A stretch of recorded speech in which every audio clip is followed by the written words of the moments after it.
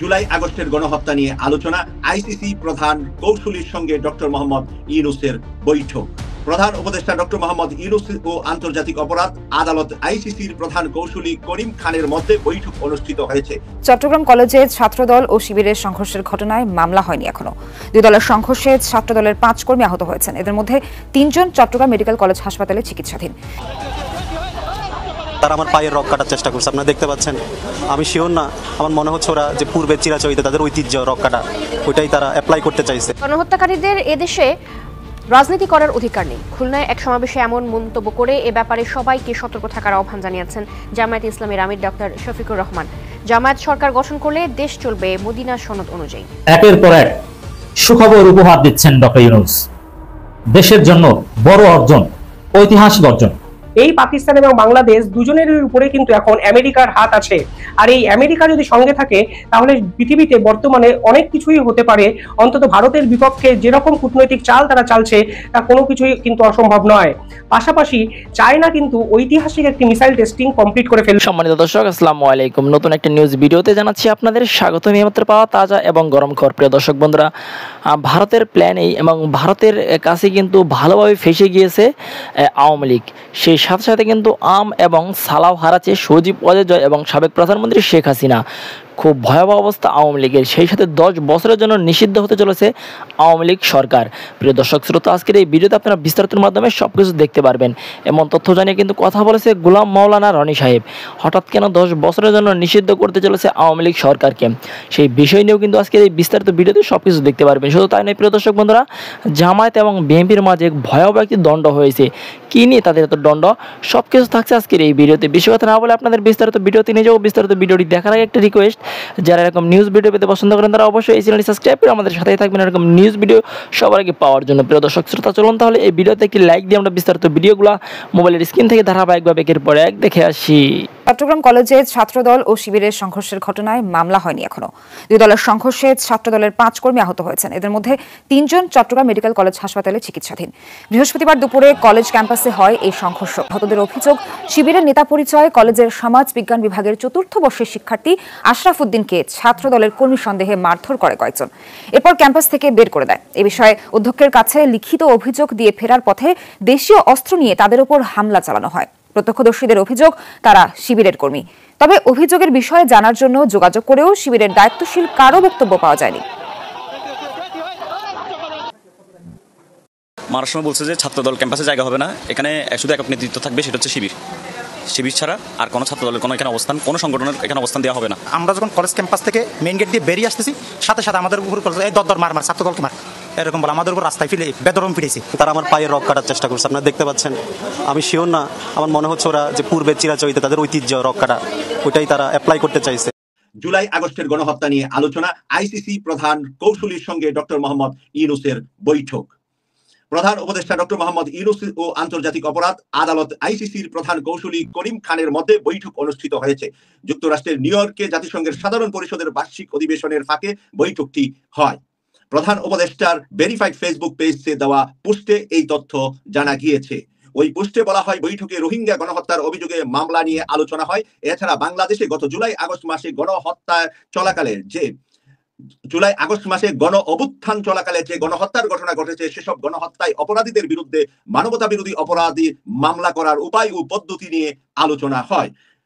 রোহিঙ্গা সংকট মোকাবেলায় প্রধান উপদেষ্টার প্রস্তাবিত 3 দফার প্রশংসা করেন আইসিসি প্রধান কৌশলী করিম খান।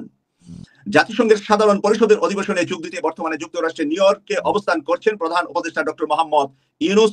অধিবেশনের ফাঁকে বিভিন্ন দেশের প্রেসিডেন্ট, প্রধানমন্ত্রী এবং বিভিন্ন আন্তর্জাতিক সংস্থার প্রধানের সাথে বৈঠক হয়। প্রিয় দর্শক, আজকের গুরুত্বপূর্ণ নিউজের ভিতরে অন্যতম গুরুত্বপূর্ণ নিউজ হলেন যে করিম খান, যিনি হলেন প্রধান কৌশলী, প্রধান আইনজীবী আন্তর্জাতিক অপরাধ ট্রাইব্যুনালের, তিনি বৈঠক করেছেন প্রধানমন্ত্রী শেখ হাসিনা, সাবেক প্রধানমন্ত্রী শেখ হাসিনাকে বাংলাদেশে ফিরিয়ে এনে তার সম্পূর্ণ বিচার করার জন্য প্রস্তুত হচ্ছেন আন্তর্জাতিক অপরাধ ট্রাইব্যুনাল, যেটা অনুষ্ঠিত হয়ে থাকে বিচার কার্যক্রম আমরা জানি যে নেদারল্যান্ডে। প্রিয় দর্শক, সেখানে যাওয়ার জন্য প্রস্তুতি নিচ্ছে বাংলাদেশ এবং প্রস্তুতি নিচ্ছে আন্তর্জাতিক অপরাধ ট্রাইব্যুনাল। ভারতে লুকিয়ে থাকার আর কোনো সুযোগ থাকবে না শেখ হাসিনার। বাংলাদেশ যদি শেখ হাসিনাকে ফিরিয়ে নাও আনতে পারে, কিন্তু আন্তর্জাতিক অপরাধ ট্রাইব্যুনালে ফিরিয়ে আনার সুযোগ রয়েছে। প্রধান উপদেষ্টা ও অন্তর্বর্তী সরকারের প্রতি জাতিসংঘ মহাসচিবের পূর্ণ সমর্থন। প্রধান উপদেষ্টা ডক্টর মোহাম্মদ ইউনূসের সাথে অন্তর্বর্তী সরকারের প্রতি পূর্ণ সমর্থন প্রকাশ করে জাতিসংঘের মহাসচিব অ্যান্টনিও গুতেরেস বলেছেন, জাতিসংঘ বাংলাদেশের সংস্কারের সহায়তা করতে প্রস্তুত। নিউ ইয়র্কের স্থানীয় সময় বৃহস্পতিবার জাতিসংঘ সদর দপ্তরে প্রধান উপদেষ্টার সঙ্গে বৈঠকে বসেন মহাসচিব। জাতিসংঘের আবাসিক টিম বাংলাদেশকে সহায়তা করতে চায় বলে উল্লেখ করেন অ্যান্টনি গুতেরেস। সদ্য গৃহীত জাতিসংঘের প্যাক অব দ্য ফিউচার বাংলাদেশের জন্য অত্যন্ত প্রাসঙ্গিক এবং এর প্রমোদনমূলক অর্থায়ন দেশটির জন্য বিশেষ সহায়তা হবে। আর জাতিসংঘের মহাসচিব বলেছেন যে বাংলাদেশকে স্পেশালি হেল্প করবে জাতিসংঘ। জাতিসংঘের যে সামনে প্যাকেজ বানিয়েছে সেই প্যাকেজে অন্যতম স্থান পেয়েছে বাংলাদেশ, এবং বাংলাদেশকে পুনর্বাসনের জন্য জাতিসংঘ সর্বোচ্চ অর্থ দিয়ে সহযোগিতা করবে। গুতেরাস বাংলাদেশের শান্তিরক্ষী বাহিনীর প্রশংসা করে বলেন, তারা আমাদের জন্য অত্যন্ত গুরুত্বপূর্ণ। বাংলাদেশের সেনাবাহিনী, নৌবাহিনী, বিমান বাহিনী সহ বাংলাদেশের যেই বাহিনীগুলা জাতিসংঘের বিভিন্ন শান্তি মিশনে কাজ করছে তাদের খুব গুরুত্বপূর্ণ বলে মনে করছেন জাতিসংঘের মহাসচিব। গত জুলাই আগস্ট মাসে ছাত্র জনতার আন্দোলনের কথা উল্লেখ করে ডক্টর ইউনূস বলেন, এই আন্দোলনে শেখ হাসিনার নির্মম স্বৈরাচারের অবসান ঘটায়। তিনি বলেন, আমি এখানে উপস্থিত হতে পেরেছি কারণ তরুণরা নতুন বাংলাদেশের জন্য তাদের জীবন উৎসর্গ করেছেন। বিশেষ গুরুত্বপূর্ণ কথা, তরুণরা তাদের জীবন উৎসর্গ করেছে, সেই কারণে আমি জাতিসংঘ আজকে আসতে পেরেছি। পাকিস্তান এবং বাংলাদেশ দুজনের উপরে কিন্তু এখন আমেরিকার হাত আছে। আর এই আমেরিকা যদি সঙ্গে থাকে তাহলে পৃথিবীতে বর্তমানে অনেক কিছুই হতে পারে। অন্তত ভারতের বিপক্ষে যেরকম কূটনৈতিক চাল তারা চালছে তা কোনো কিছুই কিন্তু অসম্ভব নয়। পাশাপাশি চায়না কিন্তু ঐতিহাসিক একটি মিসাইল টেস্টিং কমপ্লিট করে ফেললো, এবং এই চায়না যে ঐতিহাসিক মিসাইল টেস্টিং কমপ্লিট করবে তা কিন্তু বিশ্বের কোনো দেশকে তারা জানায়নি। এর ফলে চায়নাও যে ভারতের ক্ষেত্রে অত্যন্ত গুরুত্বপূর্ণ একটা থ্রেট হয়ে উঠছে তা বলাই যায়। অর্থাৎ চায়না, ভারত, পাকিস্তান এবং বাংলাদেশ এই যে দক্ষিণ এশিয়ার যুক্তরাষ্ট্রীয় পরিকাঠামোতে একে অপরের সঙ্গে যে সম্পর্ক তৈরি হতে শুরু করেছে তার মধ্যে সব থেকে বিপদে কিন্তু পড়ে আছে ভারতবর্ষ। আর এইসব নিয়ে আজকের এই প্রতিবেদন। এই মিটিং এ কি ডিসাইড হলো এবং চায়নার এই মিসাইল টেস্টিং এর পর ভারতবর্ষটি কিভাবে বিপাকে পড়তে চলেছে, তাই সবকিছুই এই ভিডিও শেষ অবধি দেখলে আপনারা জানতে পারবেন। আজ আমেরিকা যুক্তরাষ্ট্রে এক ঐতিহাসিক মিটিং হয়েছে মোহাম্মদ ইউনূসের সঙ্গে পাকিস্তানের প্রধানমন্ত্রীর। এই মিটিং সাম্প্রতিককালে কিন্তু বাংলাদেশের কোনো প্রধানমন্ত্রীর সঙ্গে দেখা যায়নি। মনে রাখতে হবে, ঠিক একদিন আগে এই আমেরিকা কিন্তু কার্যত ঘোষণা করেছিল তারা বাংলাদেশকে রিফর্ম করার জন্য 100% সাপোর্ট করবে। অর্থাৎ আমেরিকা অর্থনৈতিকভাবে পরিকাঠামো বাংলাদেশকে প্রদান করবে, পাশাপাশি ভবিষ্যতে সামরিক শক্তিতেও বলিয়ান এই বাংলাদেশকে করবে নাকি তা কিন্তু অধীর আগ্রহে দেখার জন্য অপেক্ষা করছেন বিশেষজ্ঞরা। আর ঠিক তখনই পাকিস্তানের সঙ্গে মিটিং করলেন মোহাম্মদ ইউনূস। মনে রাখতে হবে, বাংলাদেশের যে অন্তর্বর্তীকালীন সরকার গঠন হয়েছে সেটাকে অনেকটা প্রো পাকিস্তান সরকার নামে আখ্যায়িত করছেন ভারতীয়রা। এর কারণও আছে, কারণ মোহাম্মদ ইউনূস দায়িত্ব নেওয়ার পর একের পর এক এমন সিদ্ধান্ত নিয়েছেন যা কার্যত ভারতের কাছে কিন্তু হুঁশিয়ারি হিসাবে গণ্য হয়েছে। তিনি জেল থেকে আনসারুল্লাহ বাংলার প্রধান জঙ্গিকে ছেড়ে দিয়েছেন, জামাতের উপরে ব্যান তুলে দিয়েছেন, এবং পাশাপাশি পাকিস্তানের সঙ্গে ঐতিহাসিক অস্ত্র চুক্তি করেছে যা এর আগে কিন্তু কোনো বাংলাদেশি প্রধানমন্ত্রী এতটা ডেসপারেটলি ভাবে করতে পারেননি। হাসিনা সরকারের সময়ও পাকিস্তান থেকে বাংলাদেশ কিন্তু অস্ত্র কিন্তু সেই অস্ত্রের পরিমাণ এবং মোহাম্মদ ইউনূস যে অস্ত্রের পরিমাণ কিনেছেন তার কিন্তু সংখ্যাধিক্যের পরিমাণে প্রায় কয়েকশো গুণ। এ নিয়ে আমি একটি ভিডিও বানিয়েছি, আপনারা চাইলে সেই ভিডিওটি দেখতেও পারেন। অর্থাৎ পাকিস্তানের সঙ্গে নতুন করে সম্পর্ক নবীন করার এবং পুনরাবৃত্তি আরেকবার করে নেওয়ার জন্য বাংলাদেশ কিন্তু ভীষণ মাত্রায় চেষ্টা চালিয়ে যাচ্ছে। এর পাশাপাশি বাংলাদেশের ঢাকা বিশ্ববিদ্যালয়ের অধ্যাপক পরিষ্কারভাবে হুঁশিয়ারি দিয়েছেন ভারতকে শিক্ষা দেওয়ার জন্য যেন বাংলাদেশ পাকিস্তানের থেকে নিউক্লিয়ার যে শক্তি আছে সেটাকে নিয়ে গৌরী মিসাইল সেটা যেন ভারতবর্ষের উত্তরপ্রদেশ সীমান্তে কিন্তু যেন ডিপ্লয় করে।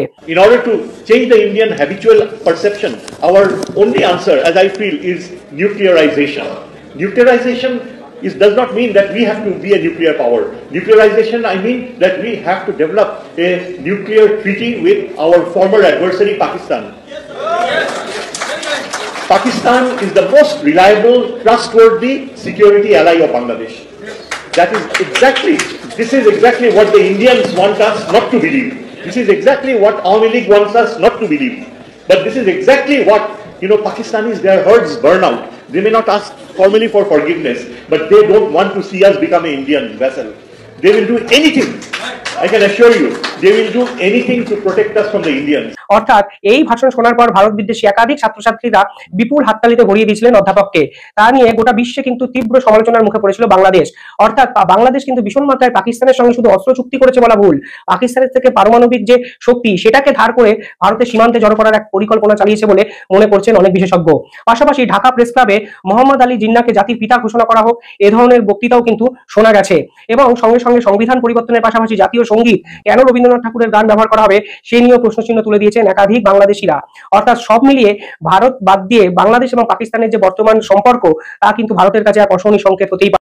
আমার হাবিব ভাই জামাতের বিরুদ্ধে বিষোদ্গার করেছেন, উনি বলেছেন ছাত্র শিবিরের কোনো অবদানই ছিল না। আমি হাবিব ভাইকে বলবো, আন্দোলন শুরুর প্রথম দিকে ঢাকা বিশ্ববিদ্যালয়ের ছাত্র শিবিরের সেক্রেটারিকে নাহিদ পরিচয় করে দিয়েছেন। অর্থাৎ ছাত্র আন্দোলনের পূর্বেই ঢাকা বিশ্ববিদ্যালয়ের ছাত্র শিবিরের সেক্রেটারি কে পরিচয় করে দিয়েছে বাকের। অর্থাৎ নাহিদদের সাথে শিবিরের সম্পর্ক ছিল শিবিরের পরিচয়। যারা পরিচয় গোপন করে সরকার আওয়ামী লীগের শাসনে দুঃশাসনে অধিষ্ঠিত হয়ে ভয়ে পরিচয় গোপন করে তারা রাজনীতি করে পরে প্রকাশ করতে তারা শিবিরের প্রেসিডেন্ট, পরে প্রকাশ করতে তারা শিবিরের সেক্রেটারি, এটা কোনো রাজনীতি হলো? আগে প্রকাশ করেছি। আমি আমার দল পরিবর্তন আমার নাম এই দৃশ্য দেখার পর আমার কাছে মনে হয়েছে সবটা প্যাচ লাগাইছে সমন্বয়ক বাকের। এখন অনেকে বলবেন যে ভাই বাকের কেন প্যাচ লাগাইছে। আসেন, যখন এই আন্দোলনটার সর্বশেষ পর্যায়ে আসলো, মানে গেল সপ্তাহখানেক আগ থেকে আন্দোলনের ক্রেডিট নিয়ে বিএনপি বলছিল যে তাদের অনেক নেতাকর্মী মারা গিয়েছে, 400-র উপরে। আবার অন্যান্যরা বলছিল আন্দোলনের মাস্টার মাইন্ড হিসাবে ডক্টর মোহাম্মদ ইউনূস একজনের সাথে কথা বললো, মানে মাহফুজের নাম আসলো, বা অনেকে নানান দিক থেকে ক্রেডিট নেওয়ার চেষ্টা করলো। ঠিক তখনই জামায়াত ইসলামের ইস্যুটা সামনে চলে এলো। বাকেরের একটা ফেসবুক স্টেটাসে একের পর এক বিভিন্ন জায়গা থেকে ছাত্র শিবিরের নেতাকর্মীদের নামগুলো সামনে আসতে থাকলো। আর সেই নামগুলোকে কেন্দ্র করে এই যে প্রথমে আপনারা যে টকশোতে দুইজন নেতার বক্তব্য শুনেছেন, একজন হচ্ছেন জামায়াতের নেতা, আরেকজন হচ্ছে বিএনপির নেতা। আমি জানি না তারা কে কোন পদ পদবিতে আছেন, বা দুজনই জামাতকে এবং বিএনপিকে রিপ্রেজেন্ট করেন, বা ফেস দ্য পিপলের বিভিন্ন প্রোগ্রামে তারা কিন্তু উপস্থিত হতেন। এখন কোনটা নিয়ে লাগালাগি হয়ে গেল? লাগালাগি হচ্ছে আন্দোলনের মাস্টারমাইন্ড বা পেছন থেকে কারা ভূমিকা রাখছে। তো শিবিরের যিনি, মানে জামাতের পক্ষে যিনি কথা বলছিলেন, ছাত্র শিবিরের পক্ষে, তিনি কিন্তু একটা কথা বারবার বলছিলেন, যেই কথাটা যদি কখনো ইন ফিউচার বাংলাদেশে আওয়ামী লীগ ক্ষমতায় আসে, তাহলে এই যে কথাগুলোর জন্য আবার ধরেন সমন্বয়ক নাহিদকে বা আসিফদেরকে কিন্তু একটা ঝামেলা পোহাতে হবে। কেন? শিবিরের নেতা স্পষ্ট বলছিলেন যে নাহিদ তারা জানতো যে তারা শিবিরের, কিন্তু আমরা আন্দোলনের মাঝখানে শুনেছি যে যার যার মতো করে আন্দোলন করছে, কেউ কারো পরিচয় জানতো না। বাট জামাতের নেতা বারবার তিনি বললেন যে নাহিদ জানতো শিবিরের এই ছেলেগুলা, তারপর তাদের সাথে যোগাযোগ করাই 9 দফা থেকে 1 দফা আন্দোলনের ইস্যুটা সামনে আসলো। আবার বিএনপির যিনি আছেন তিনি আবার এটা নিয়ে একটু কটাক্ষ করে বক্তব্য করছেন, যদি লম্বা চূড়া টকশো ছিল নিশ্চয় অনেকে দেখেছেন, অনেকে দেখেন না। কিন্তু প্রশ্ন হচ্ছে এই মুহূর্তে কেন এই ধরনের দলাদলি বা ক্রেডিট নেওয়ার যে কারাকারির হিসাবটা আসছে? একটি কারণ, সামনে নির্বাচন। তবে আমার মনে হয় বিএনপি এবং জামাতের নেতাকর্মীরা বিভিন্ন জায়গায় কিন্তু এই ধরনের বিভক্তিমূলক বক্তব্য দিচ্ছেন। আবার অনেক জায়গায় সংঘর্ষ হচ্ছে, যেমন চট্টগ্রামের ঘটনাটা অনেকে বলছেন তুই শিবিরের নামে বদনাম করছ। ভাই নিউজ দেখেননি না? ওই যে অনেকটা আগে ছাত্রলীগের সাদ্দামের মতন মেন্টালিটি হয়ে গেছে। কারণ আগে কোনো ঘটনা ঘটে সাদ্দাম বলতো যে না না এরা ছাত্রলীগ না, অরিজিনালি ছাত্র শিবিরের হাতে ছাত্রদলের ছেলেরা মার খাইছে। তবে ছাত্র শিবিরে তারা বক্তব্য ওরকমভাবে না দিলেও ছাত্রদল কিন্তু বরাবরই বক্তব্য দিচ্ছে, আবারও বক্তব্য দিচ্ছে যে হ্যাঁ এটা একটা মারামারি হয়েছে, শিবির অন্যায়ভাবে মারছে। বাট শিবিরের তারা বলতেছে যে এটা আসলে ওরকম না, একটা ধস্তাধস্তির ইস্যু ছিল, একটা নৈতিক কারণ ছিল। যাই হোক, ঘটনা কিন্তু ঘটছে। এখন যেহেতু মাঝে ওইভাবে আওয়ামী লীগের উপস্থিতি নাই, নির্বাচনকে কেন্দ্র করে একদম দলীয় হাইকমান্ড থেকে শুরু করে বিএনপি এবং জামাতের মধ্যে একটা বিভাজন তৈরি হচ্ছে। এখন প্রশ্ন হচ্ছে দিন শেষে নির্বাচন পর্যন্ত এই বিভাজন আসলে কোন পর্যন্ত যায়? যেহেতু জামাত এখন ইসলামিক দলগুলোকে একত্রিত করছে, তো স্বাভাবিকভাবে বিএনপি অনেকটা একঘরে হয়ে যাচ্ছে। তারপরে বিএনপির কিন্তু একটা বড় ধরনের সাপোর্টিং শ্রেণী ছিল আনটিল 2016 পর্যন্ত আমরা দেখেছি, বা 14 পর্যন্ত। তো জামাতের এখন এই যে আউটপুট যেভাবে মানে বাকি ইসলামিক দলগুলোকে একত্রিত করে তারা মাঠে নামার চেষ্টা করছে, সেখানে বিএনপিকে আগের মতন ফুল সাপোর্টটা পাবে, বা তাদের যে ভোট ব্যাংকের ইস্যুটা ছিল জামাতের সাথে রেশিওটা, সেই রেশিওটাকে এখন অনেকটা বাইরে গেছে না? তারপরেও নর্মালি আমরা বুঝতে পারি যে নর্মাল যদি ইলেকশন হয় তাহলে সেক্ষেত্রে বিএনপি ক্ষমতায় যাবে, এমনটা কিন্তু জামাত ভাবে যে তারা হয়তো প্রধান বিরোধী দল হবে। তবে কর্মীরা মনে করছে না আমরা শতভাগ পাশ করবো, আমরা রাষ্ট্র ক্ষমতায় যাব। তো যাই হোক, নির্বাচন দেরি আছে, কিন্তু টকশো থেকে শুরু করে কলেজ ক্যাম্পাস থেকে শুরু করে বিভিন্ন জায়গায় এই ধরনের বক্তব্যগুলো ঝামেলা। তবে যারা ছাত্র শিবিরের মূল ঢাবির যারা কেন্দ্রীয় লিডাররা আছেন তারা কিন্তু বলছেন ভিন্ন কথা, যে ওই সময় আন্দোলনটাতে সবারই ভূমিকা ছিল, যার যার জায়গা থেকে আমরা কাজ করছি। তখন এরকম ছিল না যে ছাত্র শিবির ছাত্রদল আমরা ওইভাবে কাজ করি নাই। একটা সার্বজনীন বক্তব্য কিন্তু ছাত্র শিবিরের যে সেক্রেটারি সে কিন্তু দিয়েছে ঢাবির। এখন এই ধরনের টকশোতে এই ধরনের বক্তব্যে আসলে মানে ইফেক্টটা কি তৈরি হচ্ছে, আপনি কি মনে করছেন? কমেন্টে লিখতে পারেন। খবর বাংলাদেশে এখন রীতিমতো সামাজিক মাধ্যমে ঘুরপাক খাচ্ছে, সেটা হলো আওয়ামী লীগকে নিষিদ্ধ করার টার্গেট নিয়ে একটি আইন প্রণীত হবে, এবং তার একটি খসড়া আইন উপদেষ্টা ইতিমধ্যে তৈরির কাজে হাত দিয়েছেন, তৈরি করেছেন অথবা জমা দিয়েছেন। অদ্ভুত, বাংলাদেশে অনেক কিছুই ঘটে, এটা নিয়তির কারণে ঘটে, কুকর্মের কারণে ঘটে। আর সব ঘটনা যে কেবলই মাত্র যাকে বলা হয় কুকর্মের কারণে ঘটে তাও নয়। আবার কিছু কিছু ঘটনা ঘটে যেগুলো আজ মনে হচ্ছে আজকের জন্য প্রযোজ্য, কিন্তু আগামীকাল এটির কোনো বাস্তবতা থাকে না। এখন এই যে আওয়ামী লীগ গত 15 বছরে এই দলের যারা নেতৃত্বে ছিলেন সত্যিকার অর্থে শেখ হাসিনা এবং তার যারা সাঙ্গপাঙ্গ, এবং সেই সাঙ্গপাঙ্গের একটা বিরাট গ্রুপ রাজনীতি করেছেন, অপর গ্রুপটি লুটপাট করেছেন, তারপর আরেকটি গ্রুপ চাঁদাবাজি করেছেন, আরেকটি গ্রুপ সন্ত্রাস করেছেন, আরেকটি গ্রুপ মানুষ মেরেছেন। অর্থাৎ এই বাংলাদেশের মানুষের জীবনে যতটা সম্ভব জাহান্নামের আগুন জ্বালিয়ে দেওয়া সম্ভব সেটি আওয়ামী লীগ শুরু করেছিল 12-13 সনে, কিন্তু এটা 2015 সন থেকে একেবারে তাদের ক্ষমতা হারানোর শেষ দিন পর্যন্ত তারা এই মানুষের জীবনকে একটা তেলাফোকার জীবনও মনে করেনি। তাদের যারা প্রতিপক্ষ তাদের জীবনের সর্বনাশ করার জন্য তারা করেনি এহেন কুকর্ম নেই। আমি আমার নিজের এটি অভিজ্ঞতার কথা বলি। আমি 2014 থেকে 18 পর্যন্ত মূলত আওয়ামী লীগের নাম করে আওয়ামী লীগে ছিলাম, কিন্তু আওয়ামী লীগের কোনো সবার সমিতি সেমিনারে যায়নি। কিন্তু এখন যে ভাষায় কথা বলছি তখন ঠিক সেই ভাষায় কথা বলতাম। 2014 সনের আগে যখন আমি সংসদ সদস্য ছিলাম তখন দলকে ডিফেন্ড করতাম, তার সঙ্গে সঙ্গে আবার দলের বিরুদ্ধে সমপর্যায়ে কথা বলতাম। মন্ত্রী, এমপি, সংসদ সদস্য, স্বয়ং প্রধানমন্ত্রী থেকে শুরু করে আরও অনেককে নিয়ে নেতিবাচক কথা বলতাম, আবার তার সঙ্গে সঙ্গে দলের ইতিবাচক কথাগুলো বলার চেষ্টা করতাম। তো 2014 সনের পরে আমি খুব সতর্ক অবস্থানে ছিলাম, কেননা আমাকে যখন জেলে যেতে হয়েছিল সালমান এফ রহমান সাহেবের সঙ্গে মতদ্বৈততার কারণে, তখন জেলে যাওয়ার পর আমার যেটা আর্ত উপলব্ধি হলো তার কারণে আমি অনেকটা সতর্ক অবস্থায় দিন যাপন করেছি। তো 18 সন পর্যন্ত আমার আসলে তেমন কোনো ভয় ছিল না, কিন্তু যেই মুহূর্তে আমি বিএনপিতে যোগদান করেছি আমার তেমন কোনো ক্ষতি হয়নি। আমার গ্রামের বাড়িটা ভেঙে দিয়েছে, তারপর আমার গাড়িটা ভেঙে দিয়েছে, এই সমস্ত কর্মকাণ্ড হয়েছে। রাস্তাঘাটে হয়তো চলতে ফিরতে গিয়ে আমাকে সবসময় একটা আতঙ্কের মধ্যে কাটাতে হয়েছে। আতঙ্ক যে কী জিনিস এটি আমি ওই সময়টিতে টের পেয়েছি। তো এভাবে যারা সমাজের সাধারণ আমজনতা তাদের সবার জীবনকে আওয়ামী লীগ এভাবে আতঙ্ক দ্বারা, ভয় দ্বারা, অত্যাচার দ্বারা, জুলুম দ্বারা, অর্থনৈতিক ক্ষতি দ্বারা একেবারে তছনছ করে ছেড়ে দিয়েছিল। তো সেই আওয়ামী লীগের পতন হয়েছে। পতন হওয়ার পর এখন সব মানুষই যারা দায়ী ব্যক্তি তাদের গ্রেপ্তার চাচ্ছেন, বিচার চাচ্ছেন, এবং জনরোষ এমন পর্যায়ে অনেক মানুষ গণপিটুনি দিতে চাচ্ছেন, অনেক মানুষ মারতে চাচ্ছেন। তো এই জিনিসগুলো মানে আপনি কোনো অবস্থাতে এখন নীতি কথা বললে লাভ হবে না। এখানে মানুষের সেন্টিমেন্টটা আসলে এইরকমই। যখন দীপু মনিকে ধরা হলো, হাত কড়া পরানো হলো, তারপর তার গায়ে ডিম মারা হলো, কিংবা আগামীতে যদি হারুন, বেনজির, তারপর বিপ্লব, এ সকল কুখ্যাত লোকজন ধরা পড়ে, তাহলে আপনি আসলে জনরোষ যেটি ওটি বন্ধ রাখতে পারবেন না। তো এই মুহূর্তে আসলে আওয়ামী লীগের বিরুদ্ধে যে জনরোষ 1971 সনের মুক্তিযুদ্ধের পর জামাত, আলবদর, আসাম তাদের বিরুদ্ধেও কিন্তু একই জনরোষ ছিল, এবং যখনই যারা ক্ষমতায় এসেছে প্রাণান্ত চেষ্টা করেছে জামাতকে শেষ করে দেওয়ার জন্য, কিন্তু জামাত শেষ হয়নি, অত্যাচারিত হয়েছে, জুলুমের শিকার হয়েছে, কিন্তু জামাত শেষ করা যায়নি। আবার জামাতের পক্ষেও কিন্তু কথা বলা যায়নি। এবং এখনো দেখেন অনলাইনে ছাড়েন জামাত যে রাজনৈতিক তৎপরতা শুরু করেছে, এই রাজনৈতিক তৎপরতা প্রথম 3-4 দিন আগস্ট মাসের 5 তারিখের পরে সর্বোচ্চ 10 তারিখ পর্যন্ত মানুষ জামাতের কর্মকাণ্ড নিয়ে সমালোচনা করেনি। কিন্তু এখনকার বাস্তবতা হলো যে মানুষ সমালোচনা করছে, প্রচণ্ডভাবে সমালোচনা করছে, এবং এই সমালোচনাগুলো কিন্তু বাড়তে থাকবে। এর অর্থটা হলো যখন আপনি কোনো একটা অন্যায় করবেন, অপকর্ম করবেন, আপনাকে কিয়ামত পর্যন্ত তার দায় এবং দায়িত্ব কিন্তু বহন করতে হবে। আওয়ামী লীগের ক্ষেত্রেও কিন্তু তদ্রূপ। কিয়ামত পর্যন্ত সেই 74-এর দুর্ভিক্ষ, তারপর স্পেশাল পাওয়ার্স অ্যাক্ট, বাকশাল গঠন, এই জিনিসগুলো তাদেরকে তাড়া করবে। আবার এই সময়টিতে বিনা ভোট, রাতের ভোট, দামি ভোট, এবং সর্বোপরি এই গণ অভ্যুত্থানে তাদের পতন এবং শেখ হাসিনার পালিয়ে যাওয়া, এই চ্যাপ্টারটি কোনো দিন আওয়ামী লীগ আর উইন করতে পারবে না। তো কাজে আওয়ামী লীগকে যদি আগামী দিনগুলোতে বেঁচে থাকতে হয়, রক্ষা পেতে হয়, তাহলে যে চ্যাপ্টারগুলোতে তাদের ভুল হয়েছে সেই চ্যাপ্টারগুলো থেকে বের হয়ে আসতে হবে, সেই চ্যাপ্টারগুলোর ব্যাপারে ছড়িয়ে বলতে হবে, লোকজনকে আশ্বস্ত করতে হবে, এছাড়া কোনো উপায় নাই। এখন যেটি বলছিলাম সেটি হলো আইন করে একটা মানে যাকে বলা হয় পরোক্ষ আইন করে আওয়ামী লীগের রাজনীতি থেকে আগামী 10 বছরের জন্য পিছিয়ে রাখার, বা 10 বছর আওয়ামী লীগ রাজনীতি করতে পারবে না, এরকম একটা আইন পাশ হবে বলে গুজব ছড়িয়ে পড়েছে বা চেষ্টা চালানো হচ্ছে। এখন এই আইন যদি হয় তাহলে আপাত দৃষ্টিতে মনে হবে যে আওয়ামী লীগ হয়তো আগামী 10 বছর রাজনীতি করতে পারবে না।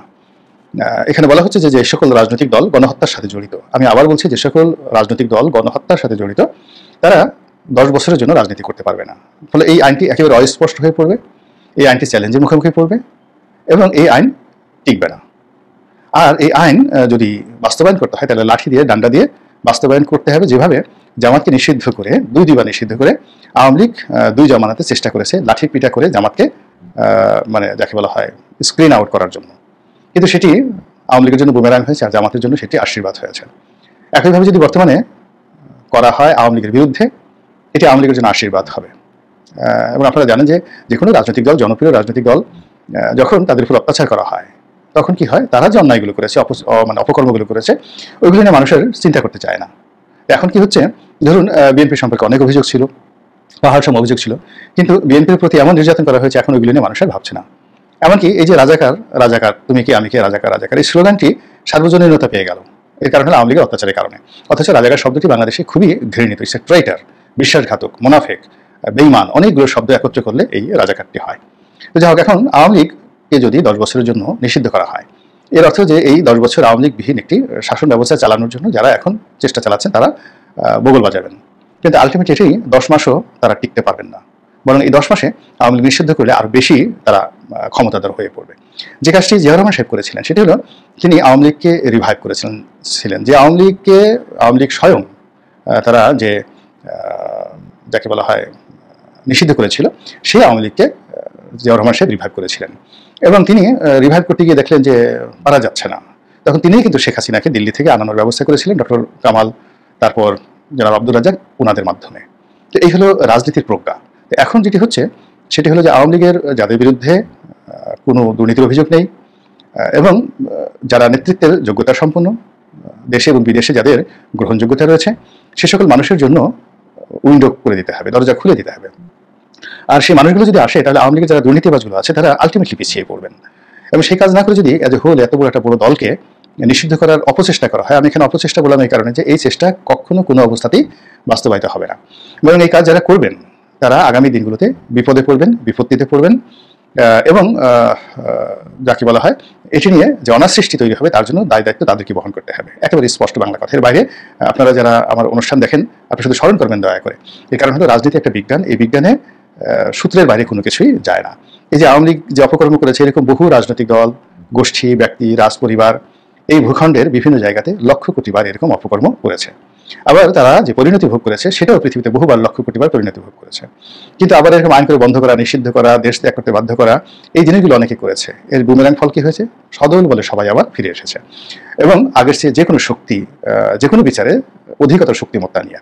তো আওয়ামী লীগের ক্ষেত্রে সেটা হবে, এতে কোনো সন্দেহ নেই। কিন্তু যেটা হলো যে ধরুন এই আইনটি কিছুদিন বাস্তবায়ন করার জন্য খুব তোড়জোড় হলো, তাহলে জাতীয় পার্টিকে আপনি কি করবেন?